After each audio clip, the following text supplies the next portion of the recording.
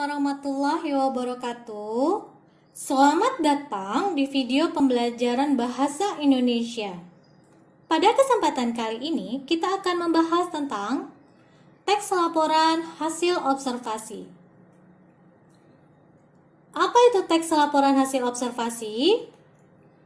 Yaitu berita atau informasi yang dibuat berdasarkan pengamatan. Teks laporan hasil observasi mengemukakan fakta-fakta yang diperoleh dari hasil pengamatan, bukan imajinasi. Hal ini menegaskan bahwa yang diungkapkan dalam laporan hasil observasi adalah sesuatu yang terjadi. Pengamatan dilaksanakan dengan sengaja, terarah, berurutan, dan sesuai tujuan yang hendak dicapai. Hasilnya dijelaskan dengan rinci, teliti, tepat, akurat, bermanfaat, dan objektif, atau keadaan yang sebenarnya tanpa dipengaruhi pendapat atau pandangan pribadi.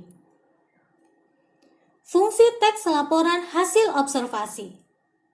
Yang pertama, melaporkan tanggung jawab sebuah tugas dan kegiatan pengamatan, yaitu memberitahukan kepada pihak berwenang atau terkait tentang suatu informasi. Kedua, sarana untuk pendokumentasian, yaitu sebagai alat penyimpanan informasi dalam bidang pengetahuan. Ketiga, menjelaskan dasar penyusunan kebijaksanaan, keputusan, dan pemecahan masalah dalam pengamatan. Maksudnya untuk memberitahukan atau menjelaskan kegiatan pengamatan yang dilakukan. Keempat, sebagai sumber informasi terpercaya. Hal ini dapat dijadikan bahan informasi untuk berbagai kepentingan. Tujuan teks laporan hasil observasi. Yang pertama, mengatasi suatu persoalan tertentu, yaitu mencari solusi terhadap masalah-masalah tertentu. Kedua, menemukan teknik atau cara terbaru. Teknik maksudnya adalah metode, yaitu cara kerja yang bersistem untuk memudahkan pelaksanaan agar mencapai tujuan yang ditentukan dan belum pernah digunakan sebelumnya. Ketiga, mengambil keputusan yang lebih efektif atau dapat memberikan hasil yang tepat guna. 4.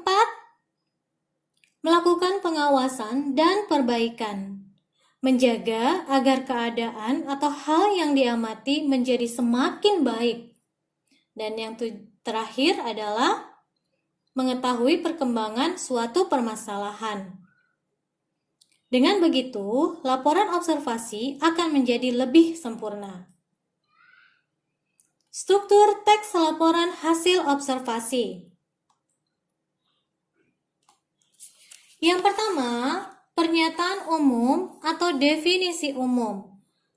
Berisi pembuka atau pengantar hal yang akan disampaikan. Bagian ini berisi hal umum tentang objek yang akan dikaji, menjelaskan secara garis besar pemahaman tentang hal tersebut.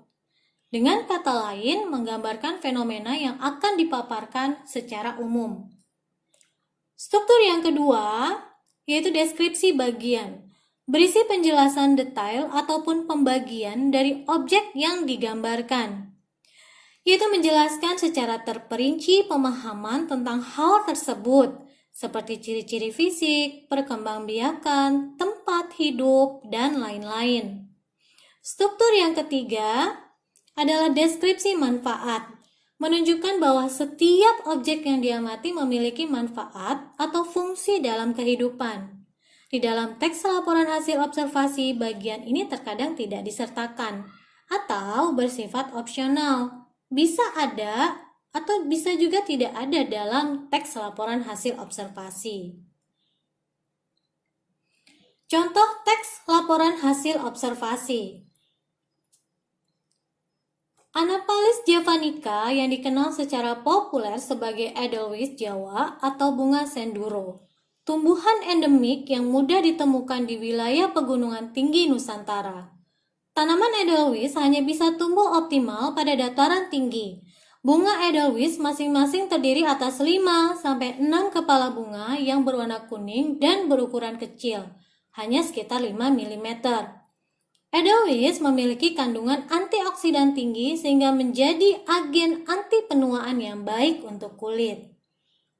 Dari contoh teks tersebut, struktur teks laporan hasil observasi dapat diidentifikasikan sebagai berikut. Pernyataan umum atau definisi umum terdapat pada kalimat 1 dan kalimat kedua. Hal umum dari objek yang dikaji adalah tentang Edelweiss. Kedua, deskripsi bagian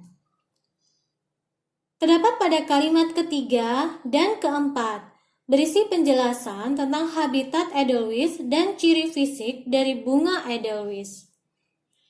Dan struktur yang terakhir yaitu deskripsi manfaat.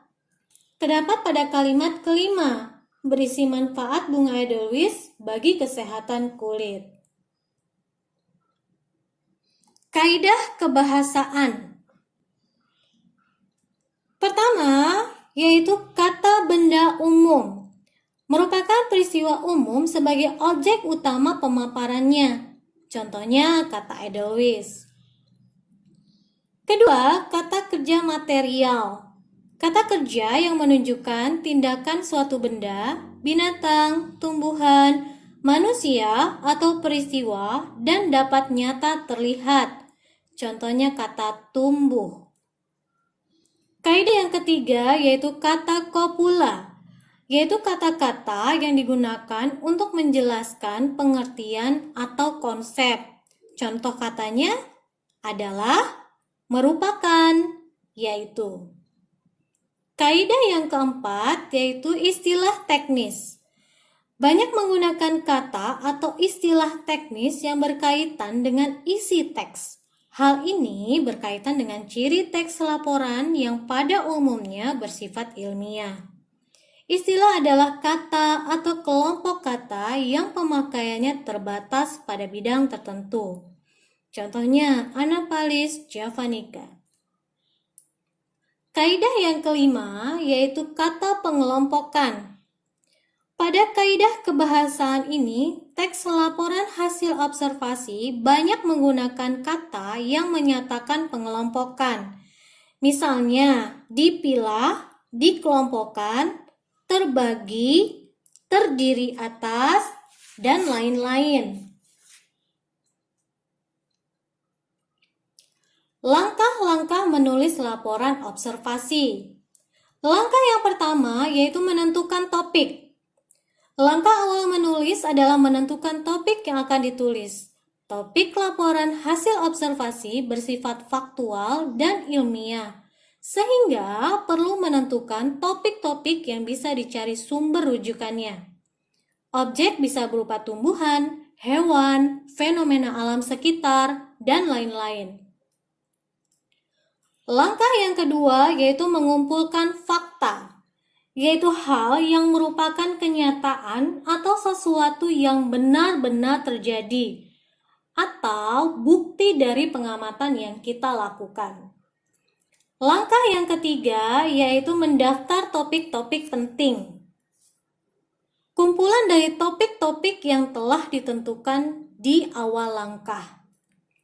Langkah yang keempat yaitu menyusun kerangka laporan, yakni dengan menomori topik-topik tersebut sesuai dengan urutan yang dikehendaki. Setelah semua selesai, maka langkah terakhir adalah mengembangkan laporan secara utuh. Dalam langkah ini, kita harus menjadikan topik-topik itu menjadi kalimat yang jelas. Kita pun bisa saja membuat kalimat tambahan yang fungsinya sebagai pengikat, sehingga kalimat-kalimat yang ada menjadi padu. Terima kasih, semoga bermanfaat. Sampai jumpa di video pembelajaran selanjutnya. Wassalamualaikum warahmatullahi wabarakatuh.